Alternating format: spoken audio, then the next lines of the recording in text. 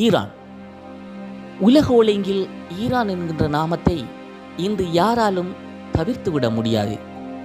உலக நாடுகளின் பல்வேறு விதமான பொருளாதார தடைகளுக்கு மத்தியில் தன்னை இந்த பூமி பந்தில் நிலைநிறுத்தி கொண்டு உலக வல்லாதிக்க சக்திகளுக்கு சவால் விடும் ஒரு நாடாக ஈரான் என்று மாறி நிற்கின்றது.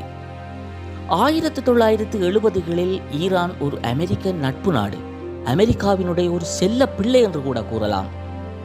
அந்த காலகட்டத்தில் அமெரிக்கா ஈரானுக்கு F-14, F-4 Phantom, F-5 tiger போன்ற அற்புதமான விமானங்களை வழங்கியிருந்தது. ஆம் நண்பர்களே, இன்று நாங்கள் ஈரானின் விமானப்படை தொடர்பாகத்தான் பார்க்க இருக்கின்றோம். நான் உங்கள் குணரத்னம் உமாரமணன். பழைய பறவைகள் கூட புயலை கிளப்புமா? 1979 நடந்த இஸ்லாமிய புரட்சிக்கு பிறகு எல்லாம் தலைகீழாக மாறியது. அமெரிக்கா ஈரானை ஒதுக்கி தள்ளியது. அமெரிக்காவால் வழங்கப்பட்ட அந்த நவீன விமானங்கள் கொடுக்கப்பட்டவை இல்லை, சிக்குண்டவையாகின.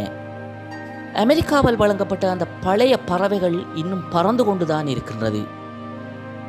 ஈரானுக்கு அமெரிக்கா வழங்கிய இந்த F-14 Tomcat, F-4 Phantom, F-5 tiger, இந்த விமானங்கள் பழமையானவையாக இருந்தாலும் இன்னும் ரணவரிக்காக வானில் பறந்து கொண்டுதான் இருக்கின்றது.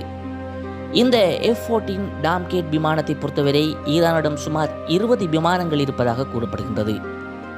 இந்த F-14 மூலம் தொலைதூர கண்காணிப்பு ரேடார், AIM-54 ஏவுகணைகளை அற்புதமாக ஏவும் திறன் கொண்டதாக இந்த விமானங்கள் இருக்கின்றன.